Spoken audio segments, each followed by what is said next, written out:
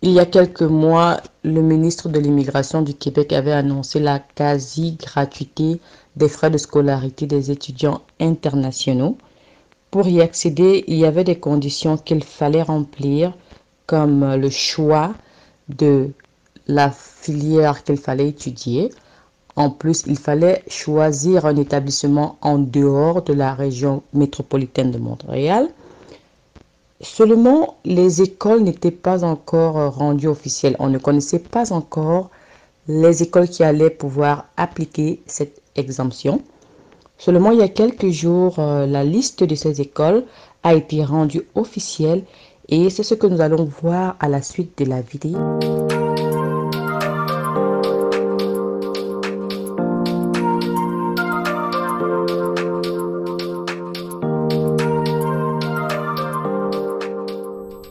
Ceci est le lien du site en question qui va nous présenter l'exemption ainsi que les établissements qui vont appliquer cette exemption-là, parce que vous savez, ce n'est pas toutes les écoles qui appliquent l'exemption.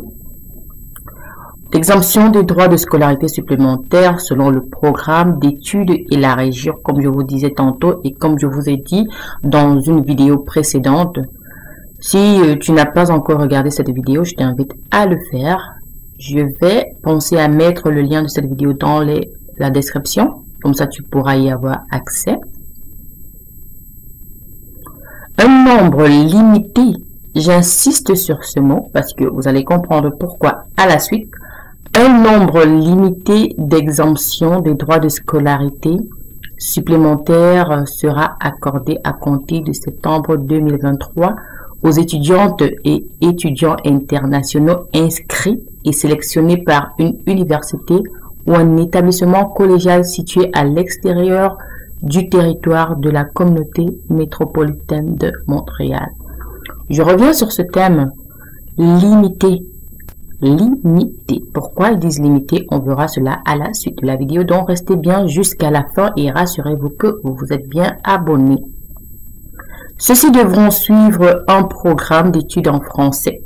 Ça veut dire que la personne qui étudie l'anglais ou qui ne parle pas anglais ne sera pas admissible à fréquenter, sauf si il est capable de pouvoir s'exprimer en français et de pouvoir obtenir une inscription ou une admission dans une école de la région métropolitaine en dehors de Montréal.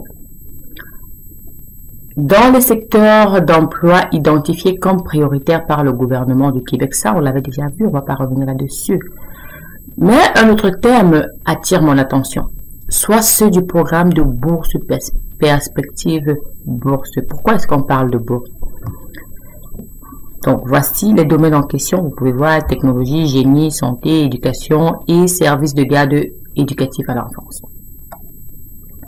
Grâce à cette exemption, les étudiantes et étudiants internationaux sélectionnés par un établissement d'enseignement et qui répondront aux critères lesquels on verra, paieront les mêmes droits de scolarité que les étudiantes et les étudiants québécois. Cette mesure prendra effet à la session d'automne 2023. Donc, s'il vous plaît, ne me posez pas la question est-ce que je peux bénéficier en janvier, est-ce que je peux bénéficier en mai? La réponse est non. Ça commence en septembre 2023. Avant, vous ne pourrez pas bénéficier de cette exemption.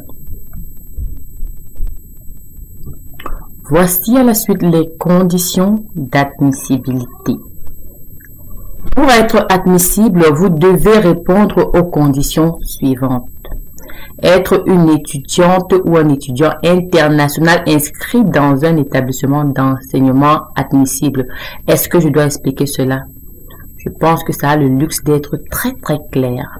La deuxième condition d'admissibilité, être inscrite ou inscrit à temps plein dans un programme d'études en français déterminé par l'établissement d'enseignement et lié à l'un des domaines identifiés comme prioritaires. Prioritaire, ça veut dire que le gouvernement du Québec, vous avez vu les domaines prioritaires, on les a cités et confère la vidéo qui sera dans la description. Par le gouvernement du Québec, vos lieux d'apprentissage, entre guillemets, campus et de résidence doivent se trouver au Québec et être situés à l'extérieur du territoire de la communauté métropolitaine de Montréal durant votre séjour entre guillemets quoi. Oui, parce que vous savez, ils le font dans le souci de combattre la pénurie de main-d'œuvre. Ce qui se passe, c'est que les zones éloignées ne sont pas peuplées, elles sont sous-peuplées. Et dès que les jeunes arrivent à un certain âge, la plupart va se diriger vers les grandes villes. Du coup, ils essayent d'attirer, grâce à ce programme, d'attirer beaucoup d'immigrants qui vont aller peupler ces endroits. C'est pourquoi ils vont jusqu'à investir, parce que c'est un investissement, ces coûts-là, ils vont les supporter. Établissement d'enseignement et programmes admissibles. On a déjà vu les domaines. Maintenant, les programmes, ça veut dire que, comment est-ce que c'est, on appelle par exemple, on a vu le domaine du génie, ça s'appelle le génie civil, le génie informatique, le génie logiciel. Quels sont les programmes qui sont réellement admissibles et ceux qui sont identifiés comme prioritaires.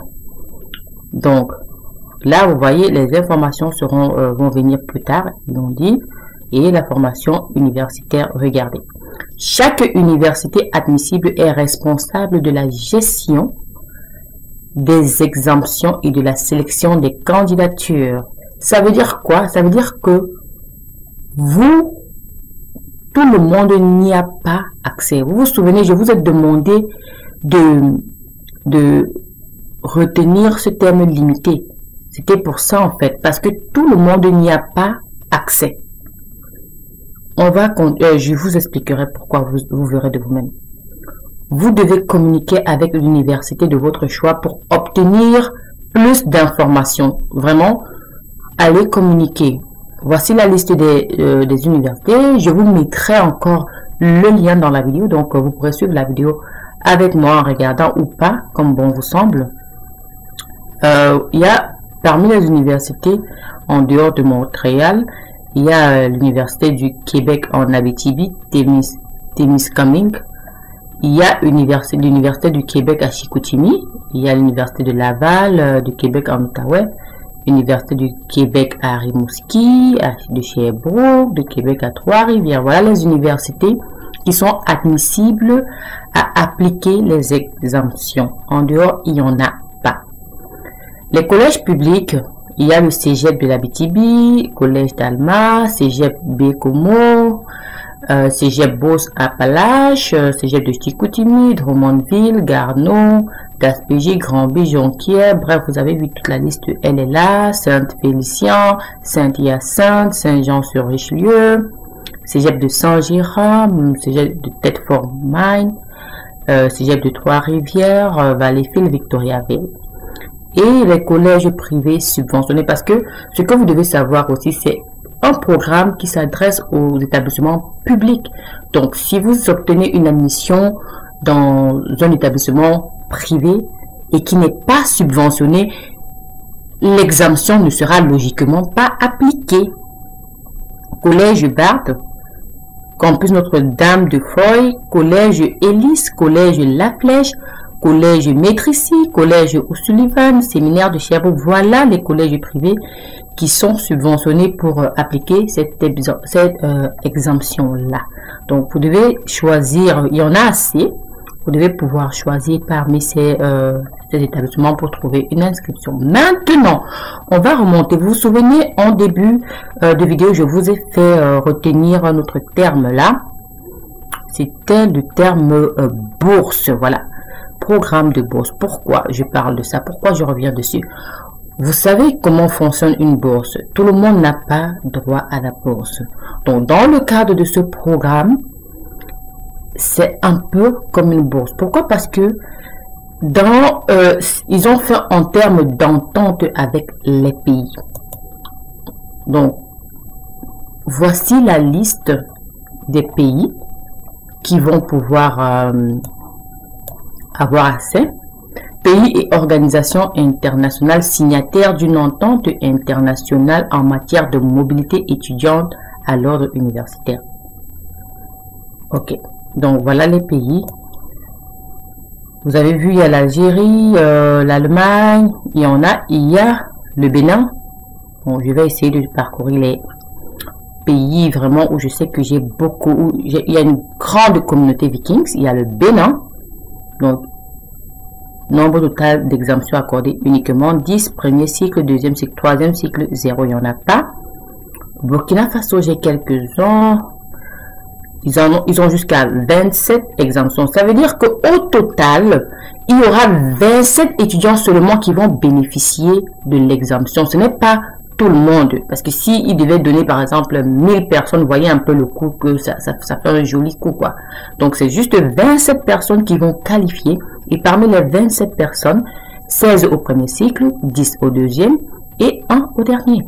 Burundi, il y a quand même une petite communauté Vikings là-bas. Il y a un seul. Et c'est parce que la communauté Vikings est petite. S'il y avait une grande communauté, vous aurez aussi beaucoup. Voilà. Le Cameroun, mon cher et beau pays. Le continent camerounais. Il y a 16 exemptions. Donc, au total, il n'y aura que 16 Camerounais qui sont au Cameroun, parce que si vous êtes sur le territoire canadien, vous n'y avez pas droit. C'est pour les étudiants internationaux à l'extérieur qui pourront qualifier pour cela. Il y en a 16 et des 16 premier cycle 8, deuxième cycle 8. Le Congo, il y en a 6 seulement, pour 3 pour le premier cycle, 2 pour le second et 1 pour le troisième cycle. Corée du Sud, j'en connais pas, je pense pas qu'il y a des Vikings là-bas.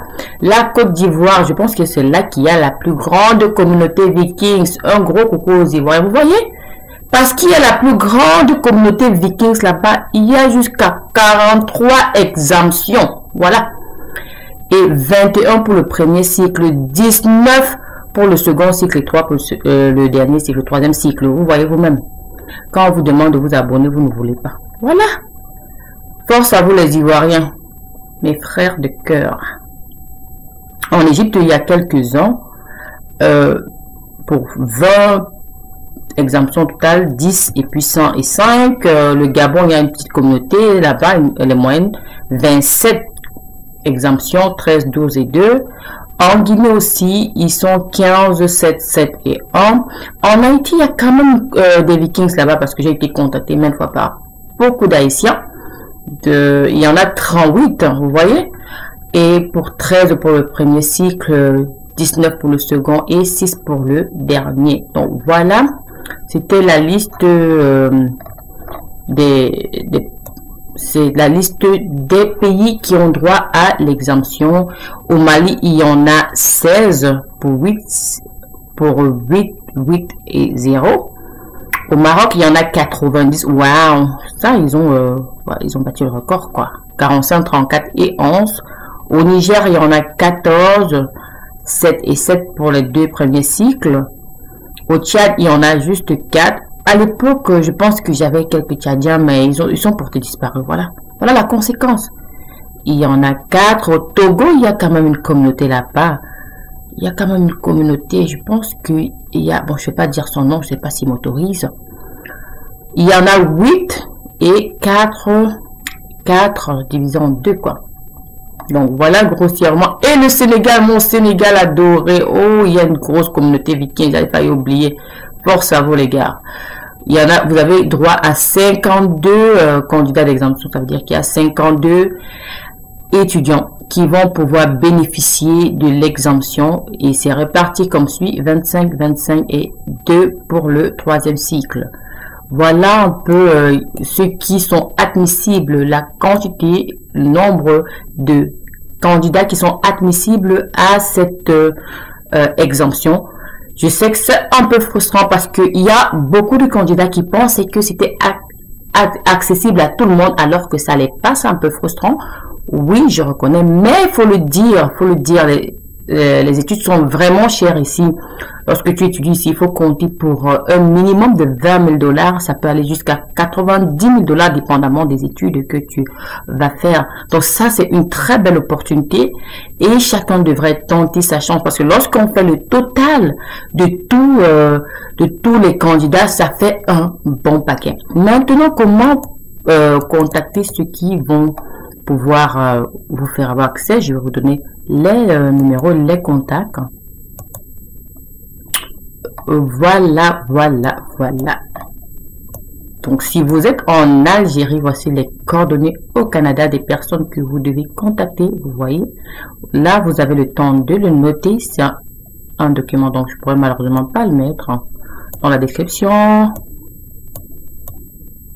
Au Bénin, voilà, son excellence Jean-Claude Dorigo. Le Cameroun.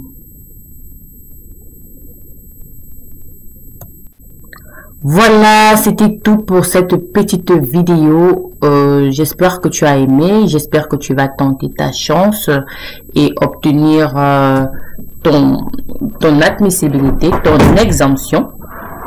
Et que tu pourras bien sûr étudier au Canada, avoir la chance d'étudier gratuitement. Ça, il faut le faire parce que tu étudies gratuitement et tu te fais vraiment beaucoup d'argent à la fin de tes études parce que les domaines qui sont jugés comme prioritaires, c'est des domaines qui payent vraiment, vraiment bien au Canada. Si tu as aimé la vidéo, n'hésite pas à me laisser un petit pouce bleu, à partager la vidéo autour de toi et surtout, à t'abonner. Et on se revoit à la prochaine vidéo. C'était Vicky qui depuis Toronto. Je vous fais un gentil petit coucou. Bye bye.